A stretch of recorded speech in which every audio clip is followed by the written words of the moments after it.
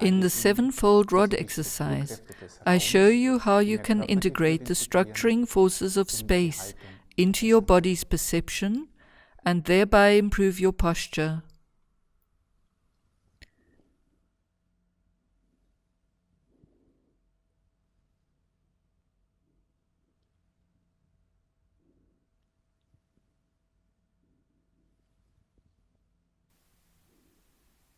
The principal sequence is that starting from the heart one feels down to the earth. Then with parallel arms create a big arc going up above the head. Then a quarter of an arc to the horizontal. Swing the rod to the right till it is vertical. Then back through the center to the left till it is vertical, and once more back via the middle to the right. Then up above the head, in an arc down, and finally back to the heart. You will agree that I look rather different above from below, and that front and behind also look rather different. We often think that we are fairly similar on the left and right, but spiritually or energetically we are also quite different there. We are formed differently from the right and have different forces working from there than on the left side. In this rod exercise, we concern ourselves with these two sides between which we move forwards as human beings. I stand and feel the width of my shoulders and hold the rod approximately at this width. I feel this width extending down through my body, with the feet also standing within it. In the ascending and descending parts of the exercise, we pay attention to the streams perceptible in the body. In inwardly accompanying the movement as it descends, I may notice that, as of a certain point, it straightens me up. In streaming up in this arc and remaining relaxed inwardly, one may notice that the inward movement descends, giving a stability, a rootedness below, and even creates the perception of being still taller.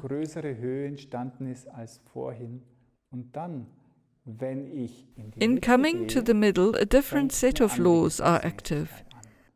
Here I swing the rod to the right, and it remains vertical. Streaming is no longer the issue.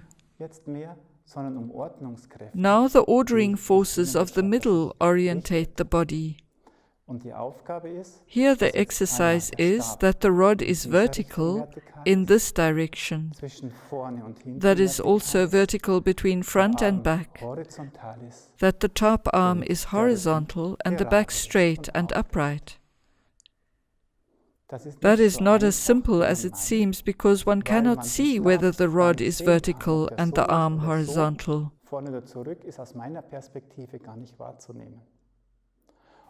And on the other hand, the body doesn't give me positive feedback. It sighs and grumbles and complains. That's uncomfortable. It would much rather say, that's straight.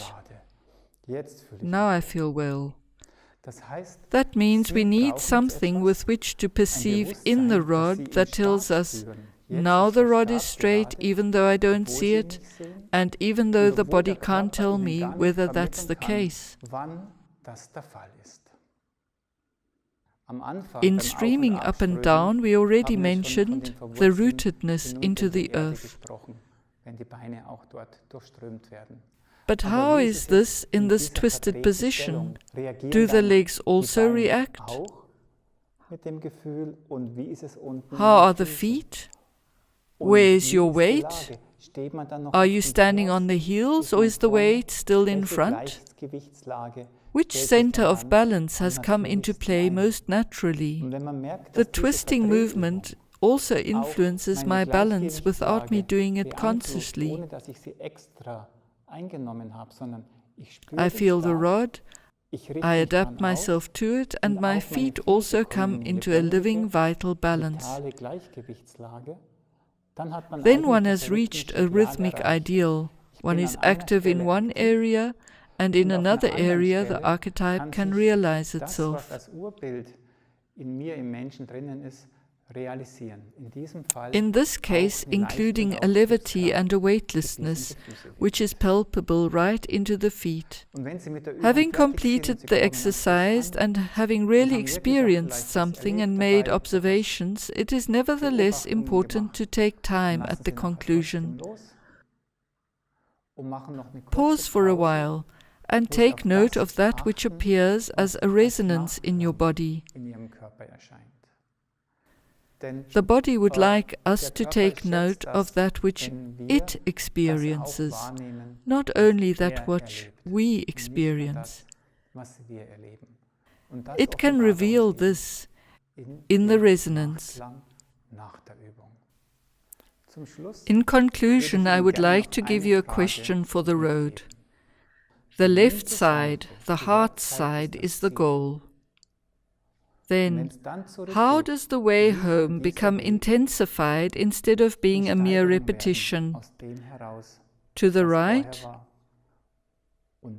How does the movement to the top experience its intensification? And how does the reverse path to the bottom experience its intensification?